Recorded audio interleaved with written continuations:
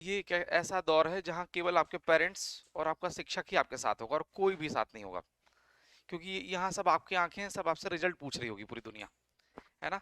तब थोड़ा सा शांत रहना। देखिए, दो कंडीशन आपकी जिंदगी में, या तो इस वाली पोजीशन में होंगे, या तो एग्जाम क्वालिफाई है या नॉट क्वालिफाई है। दोनों कंडीशन में क्या करना चाहिए? अब नॉट क्वालिफाई वाली स्थिति में कुछ ऐसे भी बच्चे थे, ठीक, अब सुनते चलना, आपने अपने को फिट करने चल, अरे फिट करने चलना। एक वो जिनकी तैयारी पूरी थी, कितने थे इसमें कि बिल्कुल मुझे चाहिए था, सीधे मैं एग्जाम रेल देता, 3। एक वो था जिनका आधा सिलेबस, हाफ सिलेबस कंप्लीट था, हाफ कंप्लीट नहीं था, हाँ, आधा आधा था। एक वो थे जिनका कुछ सब कुछ थोड़ा थोड़ा तैयार था, आंसर राइटिंग नहीं बन रही थी, प्रेजेंटेशन नहीं बन रहा था, सब कुछ ऐसा मिक्स मिक्स था।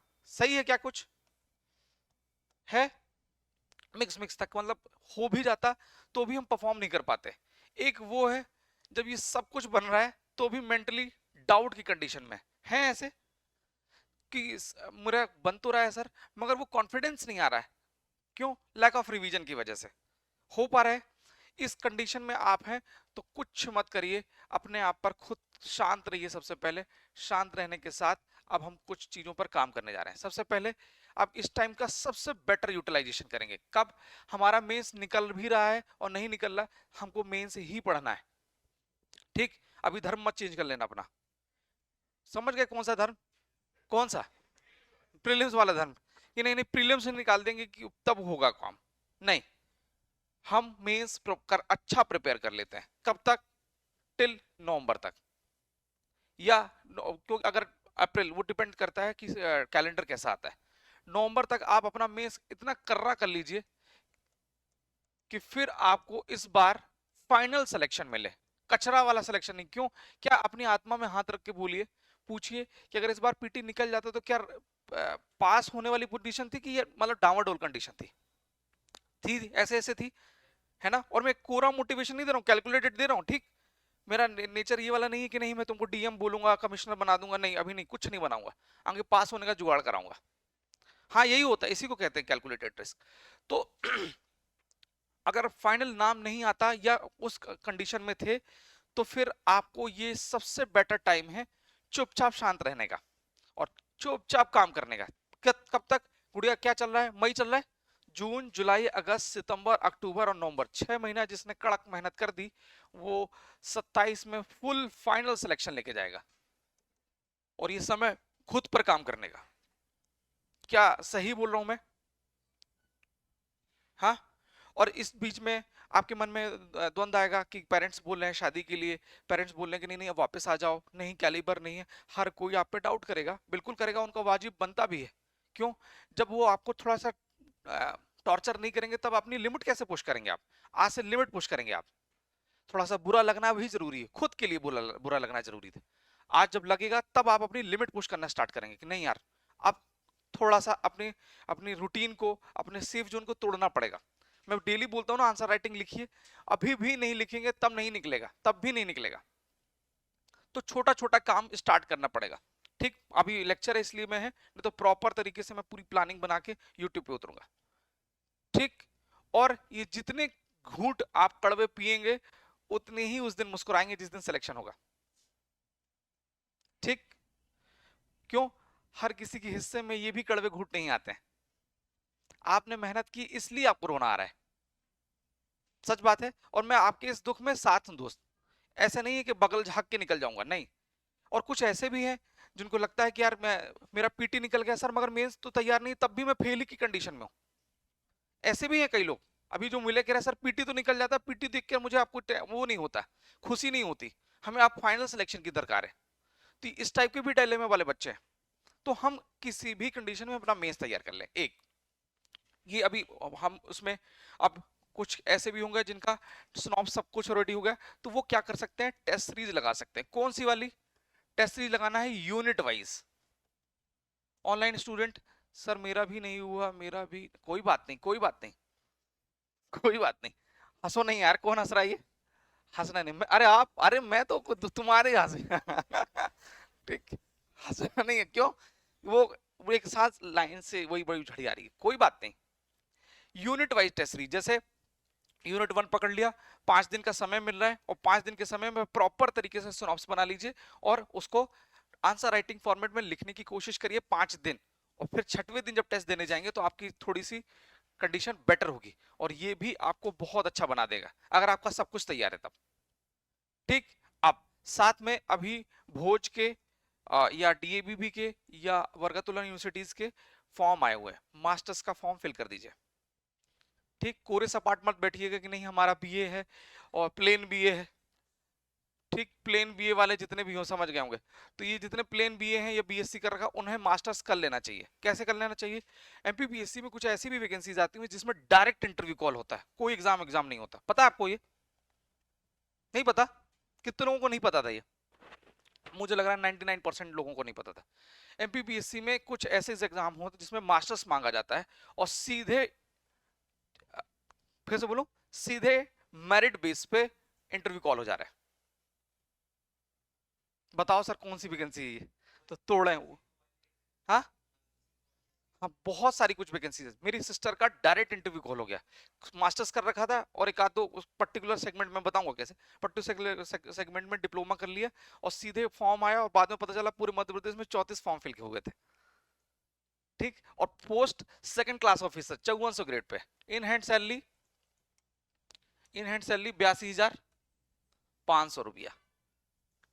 ठीक, हमको शांत रहना है, मास्टर्स पे भी काम कर लीजिए, क्यों? गैप भी नहीं दिखेगा। नहीं तो जैसे इंटरव्यू कॉल होता तो पूछते हैं कि 5 साल से क्या कर रहे थे, गैप दिख रहा है, तो फिर आप अपने पास ही रहेगा, नहीं सर मैं अपनी जो हायर स्टडीज थी उसको मैंने कंटिन्यू रखा। ठीक, और जैसे कि किसका टेक्निकल बैकग्राउंड है तो वो अपना आर्टिफिशियल इंटेलिजेंस में डिप्लोमा कर ले या कुछ मास्टर्स कर ले, जैसे डेटा साइंस पे भी कुछ कर ले अपने, मतलब ऐसा नहीं है कि आप अपने आप को केवल इसी में जुझवा दे होती नहीं, थोड़ा सा आधा घंटा 1 घंटे का समय निकाल के उसमें कर लीजिए तो आपकी स्किल भी डेवलप हो जाएगी, एक प्लान बी भी रेडी हो जाएगा और आपके लिए ये रहेगा कि अगर अदर एग्जाम आए तो हम इसमें देख के और अपना काम कंप्लीट कर लेंगे और आपको कॉन्फिडेंस होगा कि मेरा साल नहीं बर्बाद हुआ। बात सही है? साल नहीं बर्बाद होना दे, नहीं तो खाली दिखता कि क्या किया, और एमपीपीएससी देता है मगर बहुत कुछ लेता भी है। सही बात है। यहां तो आपको डे 1 से पता था कि 99.99% चांसेस क्या है ना निकलने के, मगर करेजियस आदमी हो ना, आपने करेजा लेके आए थे कि नहीं हम करेंगे सर, हमें पता है कि फेल होने के चांसेस ज्यादा, उसके बावजूद हम पेपर देंगे और ना केवल पेपर देंगे बल्कि निकालेंगे भी। नहीं समझ में आया? अगर आप 155 वैकेंसी का 155 वैकेंसी को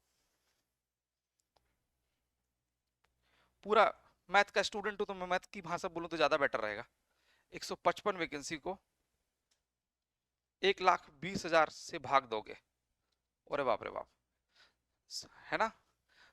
तो पास होने की परसेंटेज पता क्या है? 0.0012%। ठीक, या 96,000 लोगों ने एग्जाम दिया तो स्थिति ये है 0.0161। आपको पता था, सच बात है, मगर हम लगे रहेंगे, जो ईमानदारी से प्रयास करेगा वही निकलेगा।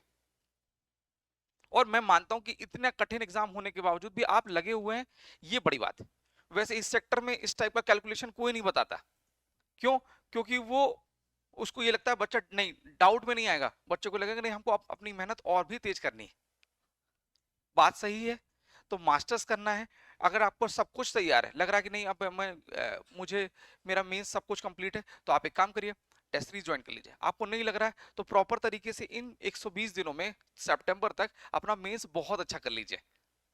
ठीक, और टेस्ट लिखते रहिए, जैसे डीएमटी हो रहा है, डीपीटी, इसको हल्के में मत लीजिए, यही छोटी छोटी चीज एक दिन आपको अर्जुन बना देगी। बड़ा आउटस्टैंडिंग काम नहीं है ये डेली लिखना, मगर धीरे धीरे बड़े बड़े आउटस्टैंडिंग काम को छोटे छोटे हट ऐसे से किया जाता है। और याद करिए, महेंद्र सिंह धोनी पिक्चर देखी आपने? महेंद्र सिंह धोनी की पिक्चर में आता है कि हम समझ ही नहीं आ रहा है हम करें तो करें क्या, कि हमारा ड्यूटी नहीं समझ में आ रहा है सर, और हमको हमारा क्रिकेट हमसे हाथ से छूट रहा है सर, मेरे रोंगटे कांप रहे हैं, और सर हमको नहीं समझ में आ रहा क्या करें, हम इसके लिए नहीं बने थे सर, हम टीसी के लिए नहीं बने थे। ठीक, तो उसकी आत्मा ने बोला, उसने बोला ना कि उनके जब जो डीआरएम ऑफिस के जो हेड थे उन्होंने बोला कि हर दिन हर कुछ ठीक नहीं होता। ठीक, हर दिन जब कुछ ठीक नहीं होता तो चुपचाप शांत करिए और देखिए बॉल कैसी आ रही है, बॉल आ रही है उछलने वाली तो चुपचाप शांत रहिए, जिस टाइम मौका मिलेगा तब हुक मार के सीधे छक्का पहुंचा देंगे। फिर माही टूटा, माही वापस गया, माही ने क्रिकेट खेलना चालू किया और माही का रणजीत में नाम आया और पहुंचा और फ्लाइट छूट गई, छूट गया। हर कुछ आपके मन का नहीं होगा, हर कुछ आपके मन का नहीं होगा, मगर उसके मन का होगा जो जिसने आपकी डेस्टिनी बना रखी थी। कई लोग रणजी खेलते हैं, सुनते चलना मजा आएगा, कई लोग रणजी खेलते हैं मगर कई कुछ ही लोग होते हैं जो सीधे वर्ल्ड कप उठाते हैं। आपको भी नहीं पता कि आपके लिए किसने क्या रच रखा है, ठीक। मगर माही से एक चीज सीखिए। जीतू सर आवाज क्या इंटरप्ट हो रही है? माही से एक चीज सीखिए, माही ने हार नहीं मानी, तुरंत गया वापस, कह रहा है कि सिंघाड़ा खाइएगा।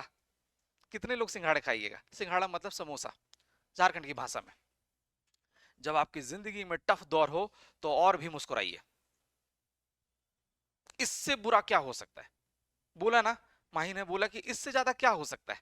आज संभालेंगे अपने आप को, और जो अपने आप को संभालेगा वही उठेगा। देखिए, हर कोई बोलता है और किताबों में हम पढ़ते हैं अपने भाग्य के निर्माता आप ही स्वयं है दोस्त, ठीक। आप स्वयं अपने भाग्य के निर्माता हैं। तो ये भाग्य जब कठिन दौर से गुजर रहे हैं तब भी आपको साथ देना। जिस दिन आपका सेलिब्रेशन होगा तब उछलना भी नहीं उस दिन। क्यों? क्योंकि आपने पता है आप उछलोगे भी नहीं, क्योंकि आपने ये कष्ट झेला है। तो अब किसी से ज्यादा आप उछलोगे, ये नहीं आएगा कि स्टेटस पे डालने, नहीं, पचाना सीख जाएंगे आप। यही दौर आपको एक अच्छा इंसान से बनाना सिखाता है, ठीक। और इसीलिए हमारे फादर साहब बोलते हैं कि नदी नाले में जल्दी बाढ़ आती है, समुद्र में बाढ़ नहीं आती, आती है तो फिर सीधे सुनामी आती है। शांत रहिए दोनों कंडीशन में। आज बहुत कठिन दौर है मगर गुजरेगा। और हर किसी, फिर से मैं बोल रहा हूं, हर किसी की जिंदगी में आता है। विराट कोहली की जिंदगी में आया, 3 साल ऐसा लगा। विराट कोहली का कहना है कि मैं वॉशरूम में अकेले रोता था, और सच में रोता था कि यार क्या कर रहा हूं मैं यार।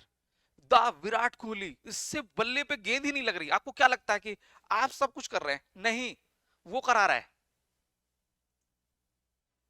द विराट कोहली मतलब वो कह रहा है कि मैं रोता था कि यार मेरे मेरे बल्ले पे गेंद ही नहीं पड़ रही, रो रहा हूं मैं। और एक दिन ऐसा आया जब उसने प्रेमानंद जी महाराज, मैं ये नहीं बोल रहा हूँ, ईश्वर के लिए समर्पित कर दिया कि प्रभु अब जो भी है देखा जाएगा। अब जो है हार भी है, ये जीत तुम्हारे। याद है वो सेंटेंस? नहीं नहीं, वो वाला नहीं। ये अब सौंप दिया ये जीवन का सब भार तुम्हारे हाथों में, जीत तुम्हारे, हार तुम्हारे हाथों में। और जैसे ही ईश्वर को समर्पित किया, अपने आप को शून्य माना, और पहला मैच 100, 100, 100, 100, मगर दौर गुजरा, तोड़ा भगवान ने, बहुत सारा तोड़ा। और आज विराट कोहली, अब देखिए आप, चुपचाप शांत, हर कंडीशन में शांत रहता है। उन्होंने बोला कि जिस दिन उसने ठान लिया तो आपकी ना पड़ने वाली गेंद भी छक्का पड़ जाती है। क्या मैं सही हूं?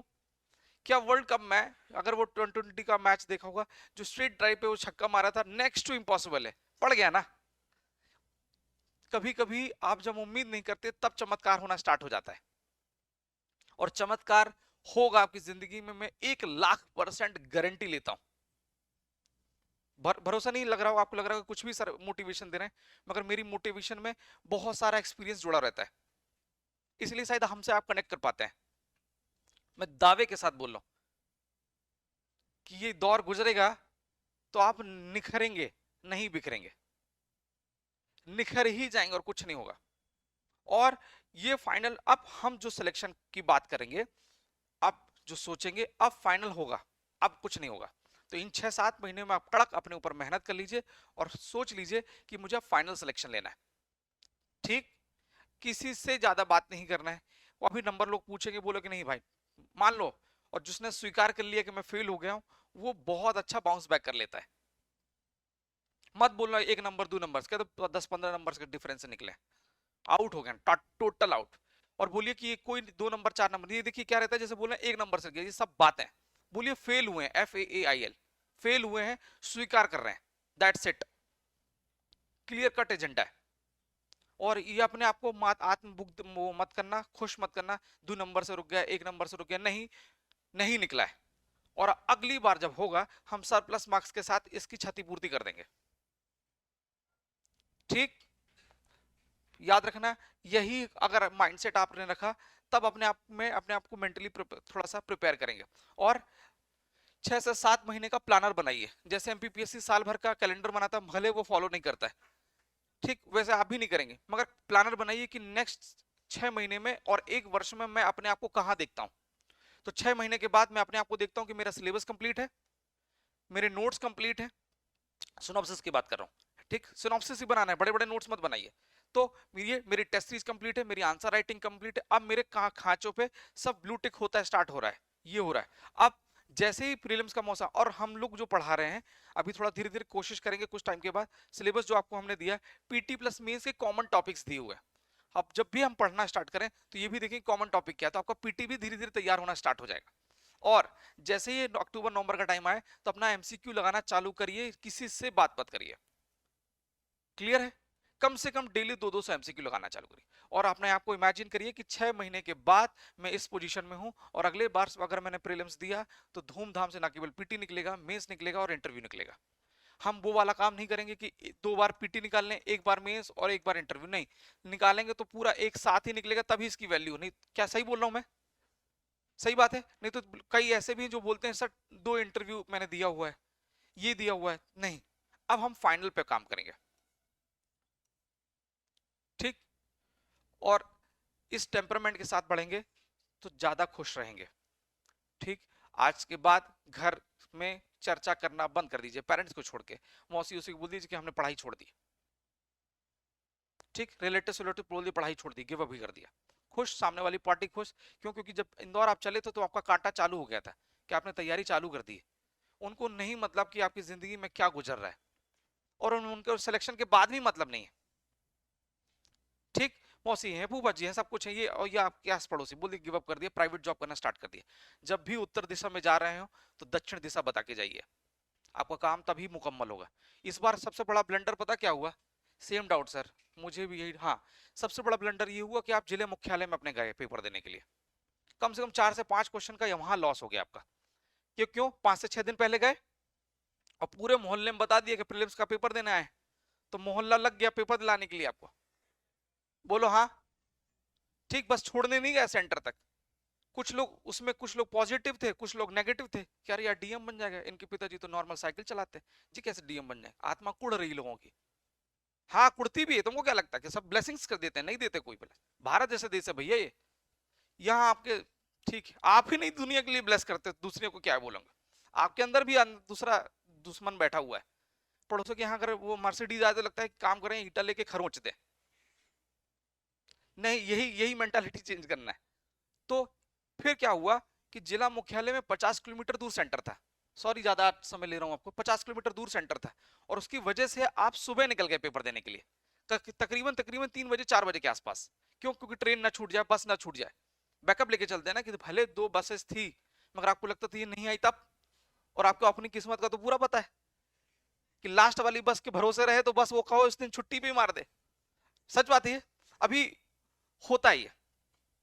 तो ये 5-6 क्वेश्चन इसी ब्लंडर में निपट गया, और ये ब्लंडर के निपटने की वजह से आपका दिमाग क्या अस्थिर था, यहाँ वहां मैनेजमेंट में लगा हुआ था, और इसलिए पेपर 2 से 4 क्वेश्चन ऊपर नीचे हो गए। और आपका दौर, जिंदगी का वो दौर चल रहा है जहां छू रहे होंगे वहां मट्टी हो रही होगी, है ना? जिसको छू रहे होंगे वो सब खराब, ये भी खराब, ये भी खराब, सच बात है। लग रहा होगा यार ये वाले कपड़े खरीद लेते हैं, बाद में पता चला कि वो फटा निकल गया कपड़ा। हाँ, ऐसा हो रहा होगा, जिस ट्रेन में बैठ रहे होंगे बस वो ट्रेन छोड़ के सब टाइम पे चल रही होगी, होता है हर किसी की जिंदगी में। आप क्लिप डालूंगा, आप डालूंगा तो फिर आप कहेंगे सर दबे हुए उसमें दर्द में क्यों कूद रहे हो? मैं बोल रहा हूँ हर किसी की जिंदगी में हो रहा है। मैं हर चीज को माही से इसलिए कनेक्ट करता हूँ क्योंकि माही एक गरीब फैमिली से आ रहा है, मिडिल क्लास फैमिली से आ रहा है, आप उसको रिलेट कर पाते हैं। मुकेश अंबानी या ईसा अंबानी का चैलेंज हमारी जिंदगी के लिए रिलेटेबल नहीं है, मगर उसका संघर्ष रिलेटेबल है। और कई बार तोड़ने के बाद जब बना तो माही आज भी ज्यादा कहीं 3-5 करते हुए मिलते हैं क्या? नहीं मिलते हैं, माही शांत मिलते हैं। वर्ल्ड कप मिल गए, वर्ल्ड कप उठाया, चुपचाप साइड में लग गए कि भैया सेलिब्रेशन। और जिन्होंने बॉल और ये बॉटल वॉटल उठाई थी, वो सबसे ज्यादा खुश थे। सच बात है ये। स्थिर बनिए, जीवन में ठहराव लाइए, जो गंभीर है और तभी वो उठ पाएगा। ठीक।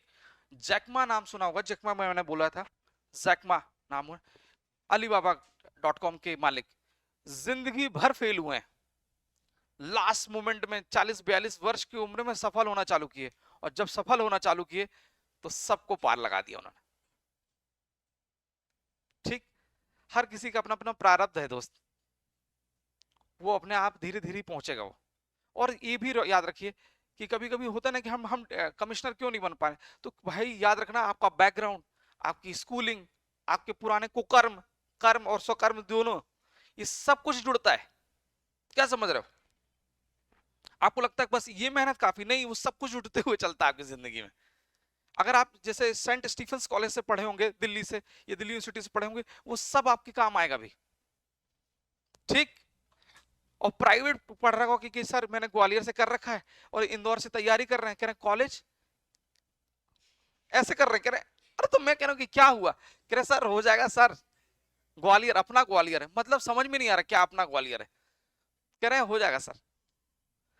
कितनी गलत बात है। सब देख रहा है ईश्वर, सब देख रहा है वहां कि आपने किस तरीके से अपना ग्रेजुएशन निपटाया है, ये सब जुटता है, और जुटता है फिर जाके वहां कंप्लीट होता है।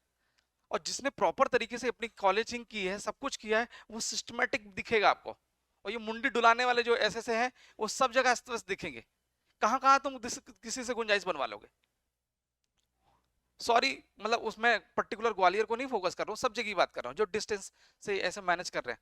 कर लीजिए, ईमानदारी जहां है वहां थोड़ा थोड़ा करना चालू कर दीजिए। ठीक।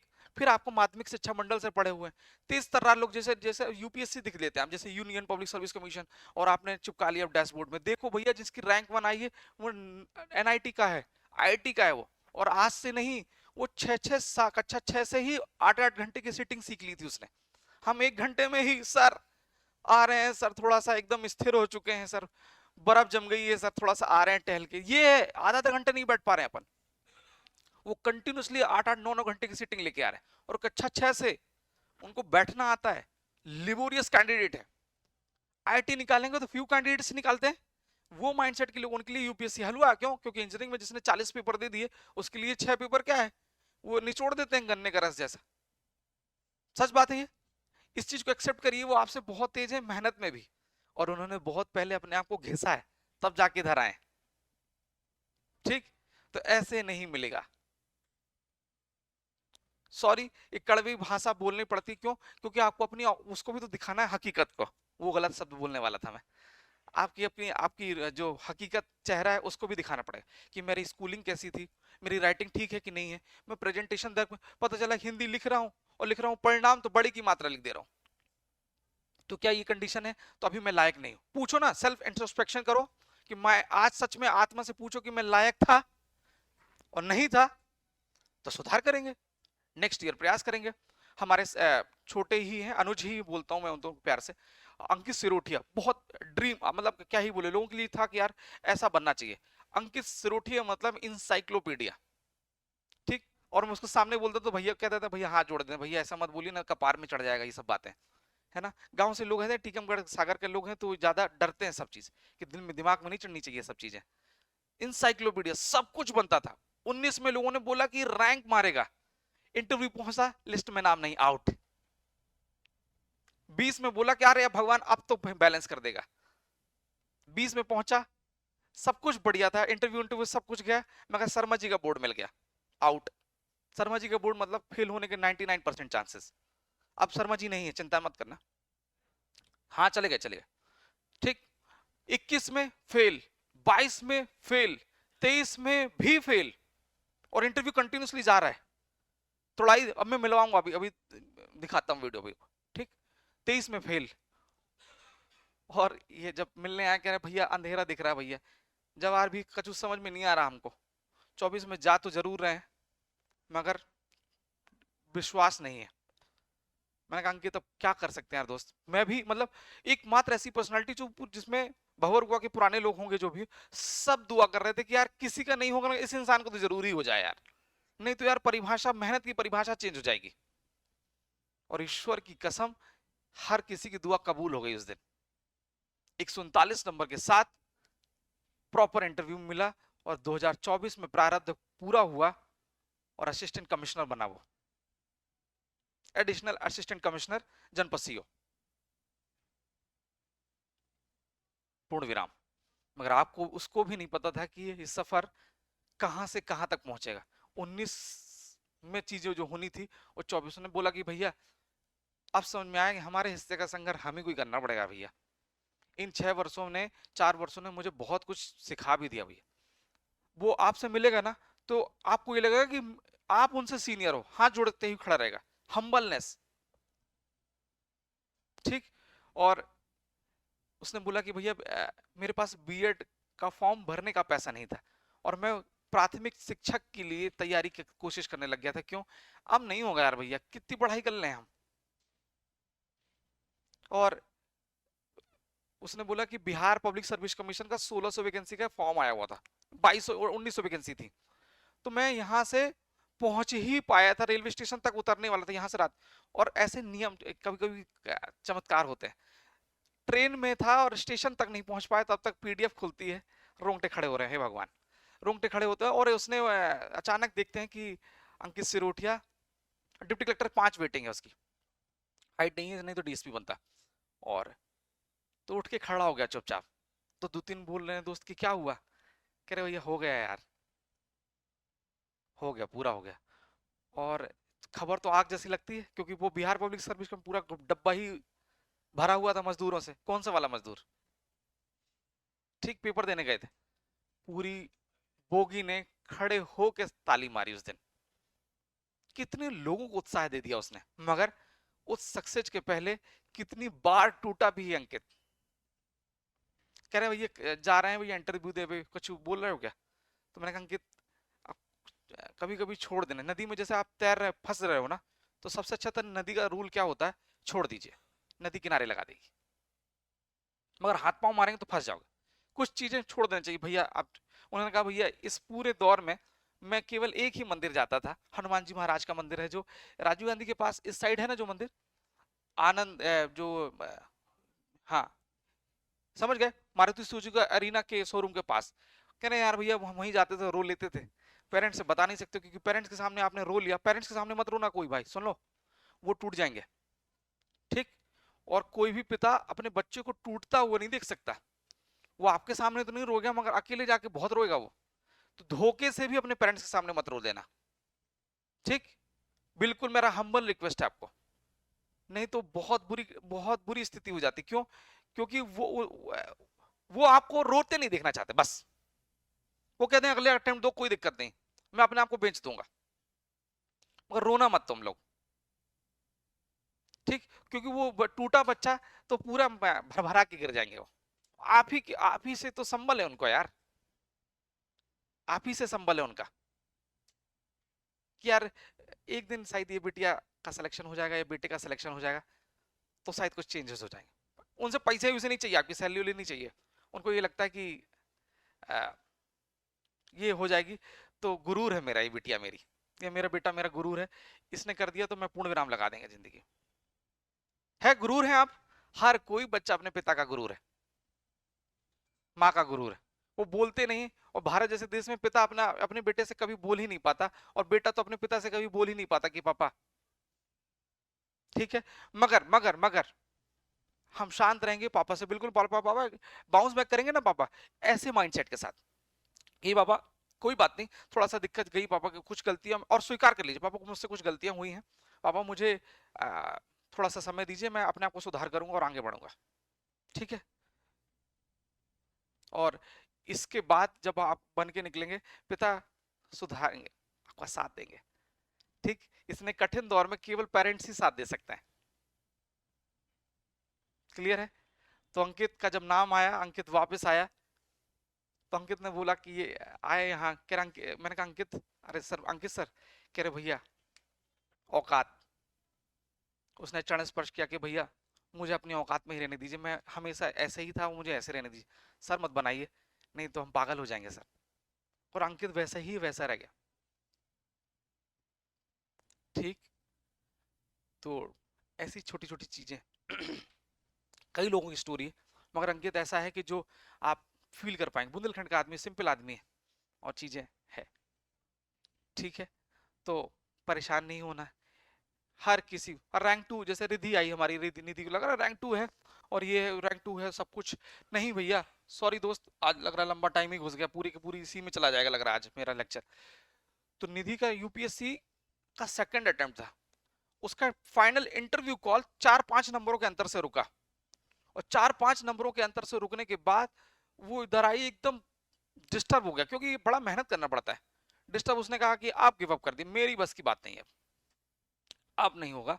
अब ये फाइनल था। एक तो क्या ऑलरेडी फिएट कंपनी से 10-12 लाख का पैकेज छोड़ के आए हुए थे, तो उसके साथ के लोग जब दिखते थे मर्सिडीज में, मतलब कंपनी में काम करते हुए, तो खुद को भी गिल्ट होता था। तो साथ में सब पेरेंट्स से तो वैसे भी हमने नहीं पहुंचने दी बात कि टूटने वाली बात बोलने की, नहीं अब मैं भैया नहीं कर पाऊंगी। और फिर लगा कि नहीं, कैलकुलेटेड बैठे, होमवर्क किया, क्या कर सकते हैं, अचीवेबल क्या है और नहीं है। तो देखा गया कि इस बार यूपीएससी को ड्रॉप करते हैं, वर्ष 2020 में। 19 में ऐसे ही दिया था टूटे मन से प्रीलिम्स, तो नहीं निकला। ठीक, अच्छा फिर उसके बाद नई चीज बता दें, जितनी बार निधि का 2020 के बाद, क्योंकि 2020 का रिजल्ट तो बाद में आया है, मगर उसके बाद जितनी प्रीलिम्स दिए हैं सब प्रोविजनल लिस्ट में। मतलब ऐसा कोई ब्रिलियंट नहीं होता आदमी प्रीलिम्स में, अच्छा अच्छा जो टॉपर आदमी होता है वो भी प्रीलिम्स में निपट जाता है, बाउंड्री में ही निपटता है वो। तो हमने कैलकुलेट किया कि एक बार निधि, एक बार अपन इसमें प्लान करते हैं। कैलकुलेटेड काम किया, साल भर का प्लानर तैयार किया, एक साल झोंका है अपने आप को, निचोड़ दिया। मतलब लाइब्रेरी वाले बोलते थे कि ये कोई लड़की आती है, पूरा पैसा इसने 1200 रुपए 1100 रुपए निचोड़ दिया हमारा। सुबह 8 बजे से लिखते थे रात को 10 बजे तक, मतलब जो कुर्सी थी वो भी झुक गई थी पूरी की पूरी। हाँ, लेबोरियस कैंडिडेट बोले ना कि भूखे थे, जीएसआईडीएस कॉलेज का बच्चा है, पढ़ना तो जानता था, बट डायरेक्शन नहीं मिल रहा था। डायरेक्शन मिला और पीटी निकल गया। हम लोग श्रेय नहीं लेंगे, उसी का श्रेय, उसी की मेहनत है, उसी का हार्डवर्क है। पीटी निकल गया, ऐसे ऐसे कर दिए, मेंस निकल गया। आज मैं कॉपी डालता हूँ इंग्लिश मीडियम में, ठीक है। और इंटरव्यू में बोला, हमने कहा कि जाओ, मगर एक चीज बहुत अच्छी थी कि उसका इनोसेंसी बहुत अच्छी, इनोसेंट इनोसेंट लोगों को नंबर मिलते हैं, 150 नंबर मिले। रिजल्ट आया जिस दिन, तो पहली पीडीएफ खोली, मुझे XYZ लोगों ने बताया कि पीडीएफ डलने वाली है, तैयार रहना। ठीक, अभी उसमें नहीं बता सकते। तो पीडीएफ डलने वाली है, देखना है डल गई क्या, नहीं डली। कह रहे अब देखो, और जैसे ही अपलोड हुई और फोन लगाया, मैंने कहा निधि, कह रहे हाँ भैया। तो मैंने कहा सेकंड रैंक, द्वितीय स्थान प्राप्त किया है पूरे मध्य प्रदेश में आपने। कह रहे यार डेली आप दिमाग खराब करते हो मेरा, सुबह सुबह फोन लगा के यार। और आज तो आपने लग रहा है शाम को ही फोन लगा दिया, आज लग रहा है कुछ डिस्टर्ब हो गया क्या आप। कह रहे डेली आप पंप दे दे के मेरा डिस्टर्ब करते हो, दिमाग मेरा वैसे ही दिमाग शांत है नहीं, मत करो आप, रख दिया फोन। अरे मैंने कहा सच में हो गया। कह रहे देखिए भैया, अभी मैं क्लास जाने वाली हूँ, मेरा आज वैसे भी ठीक नहीं चल रहा, मेरा बहुत खट्टा खट्टा मन हो रहा है आज, मेरा वैसे भी टेस्ट यूपीएससी की ढंग ढंग के जा नहीं रहे, तो मत करो मजाक। अरे मैंने कहा मैं पीडीएफ भेजूं, देखो तो पूरे मध्य प्रदेश में दूसरा स्थान है। और उसने देखते हुए पूरे का पूरा उस झर झर आंख से आंसू, और उस दिन प्रारब्ध पूरा हुआ। कह रहे भैया स्वप्नों में भी नहीं सोचा था हमने। टिंकूस में हम लोग बैठे थे 15-20 दिन पहले, तो वो कह रही थी कि भैया अधीनस्थ लेखा सेवा में अगर हमें नौकरी मिल जाएगी तो मैं एक्सेप्ट कर लूंगी, थक चुकी है इस तैयारी से, अकबर बाबर हुमायूं पढ़ पढ़ के, मुझे नहीं पढ़ना चंद्रगुप्त मौर्य कितने 1 2 3 इसी में उलझे हुए हैं कि 1 कौन था 2 कौन था। अब मुझे तो अधीनस्थ लेखा सेवा मिल जाएगा तो मैं झाड़ू भी वहां की लगा लूंगी, और मैं तो अब मुझे करना है। जब अपने आप को आदमी सबसे शून्य मान लेता है ना, तब भगवान कहता था थास्तु, जाओ सबसे बड़ी पोस्ट तुम्ही को मिलेगी। और मिला तो सेकंड रैंक। उसके बाद उसने देना ही बंद कर दिया, उसने कहा मुझे नहीं करना, अब ये हो गया जितना होना था, इतने में इतना ही हो पाएगा। मगर उसके लिए बहुत सारा टूटा भी, ठीक है। तो बाउंस बैक करना है, अपने आप को झाड़ना है, और बढ़िया खुश रहिए। आज आज पार्टी करिए, दारू पीने में चल जाना, ठीक। पार्टी करने का मतलब मेरा हाँ नहीं, थोड़ा सा मैं अंडरलाइन कर दे रहा हूँ, आप लोग दारू दक्कड़ मत करना ना भाई, चले गए और यहीं डले हुए राजीव गांधी के पास, फिर हम ला रहे हैं आपको उसमें बोरे में भर के, ठीक, नीले ड्रम में भर के, सॉरी।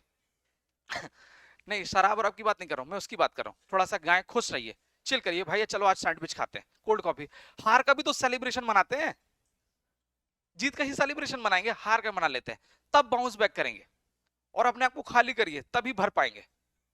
हाँ, खाली करिए और सैंडविच वैंडविच खाइए। मैं कोशिश करता हूँ आज आपका समोसे का जुगाड़ कराता हूँ अभी। ठीक, हाँ हाँ, अरे हार का भी सेलिब्रेशन करते हैं अपन। समोसा खाएंगे आप लोग? हाँ, ये देख लीजिए। ठीक, बिल्कुल खाएंगे। समोसा मंगवाता हूँ आप लोगों के लिए, बढ़िया चाय वाय पीते हैं अपन और बाउंस बैक करते हैं। ठीक है, अच्छा लगा? रोइए, और मैं बोल रहा हूँ रो लेने से हल्का हो जाता है इंसान, नहीं तो भरे रहेंगे आप 6 महीने तक। तो खाली कर दीजिए। ईश्वर बहुत कितना नायाब आर्किटेक्ट इस दुनिया में कि सब चीज के लिए सिस्टम बना रखा है उसने, कि जब आप अंदर से टूट रहे हो तो आंखों के माध्यम से अपने दुख को रिलीज कर दीजिए, है ना। जो लोग मन में भरे रहते हैं वो हमेशा परेशान होते रहते हैं। रोइए। इसलिए पुरुषों की कंपैरिजन में स्त्रियां ज्यादा सॉफ्ट होती हैं और ट्रांसपेरेंट होती हैं। रोए, झाड़ पोछ के फिर खुश अपने लाइफ में। ये पुरुष पुरुष के साथ इतना रहती है, वो पुरुष रो भी नहीं पाता, और रो नहीं रह पाता तो उसके दिमाग में वही वही चलता रहता, इसलिए वो फिर चिड़चिड़ा हो जाता है। ये परिस्थितियां बना देती हैं। और ये समाज ने बोला कि तुम क्या मोड़ियो का काय रो रहे हो, तो उसको मार मार के उसको आदत बना दी, नहीं तो उसका भी मन करता रोने का। मगर ठीक है, हम शांत रहेंगे, खुश रहेंगे। अभी मैं समोसे का जुगाड़ कराता हूँ। ठीक, यहाँ वहां से बघेली का खाएंगे, कहाँ से खाएंगे? अपना स्वीट्स का, बघेली का, क्योंकि थोड़ा सा उसकी चटनी सही है टमाटर की, मैं कराता हूँ अरेंज। ठीक, ऑनलाइन वाले बच्चों फोटो भेज दूंगा मैं आपको। ठीक, मैं सब कोशिश करता हूँ। ठीक, तो आज आज का दिन सेलिब्रेशन का दिन है। आज हम अपना अपने पर्सनालिटी को चेंज करेंगे। ठीक, चलिए। ठीक, राम राम। चलो मुद्दे पे आते हैं, थोड़ा देख लो। इसको देखो, यही यही है आपका सुख दुख का साथी। मैं तो हूं आपके साथ, चिंता मत करो। चलो, कहां तक पहुंच गए थे हम लोग? है अभी मेरे पास अभी 10-15 मिनट है, चिंता मत करो। हाँ,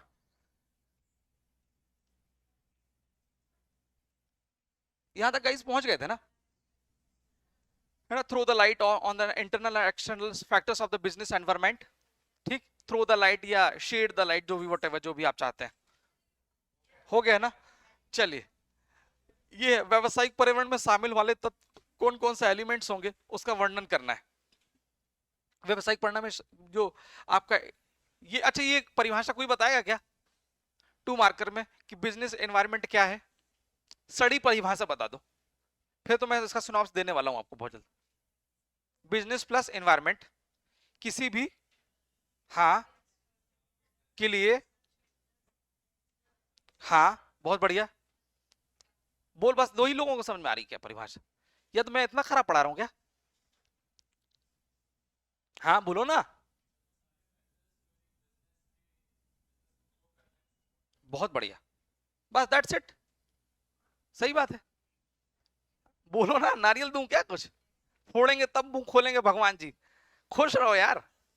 ठीक, वो सभी फैक्टर्स हो सकता है कि भैया लाइसेंस लेना हो, एनवायरमेंटल क्लियरेंस लेना हो, वाटर हो सकता है, इलेक्ट्रिसिटी हो सकती है। अच्छा, क्या समझ, उद्योग लगाओगे तो पानी की जरूरत नहीं पड़ेगी? पड़ेगी।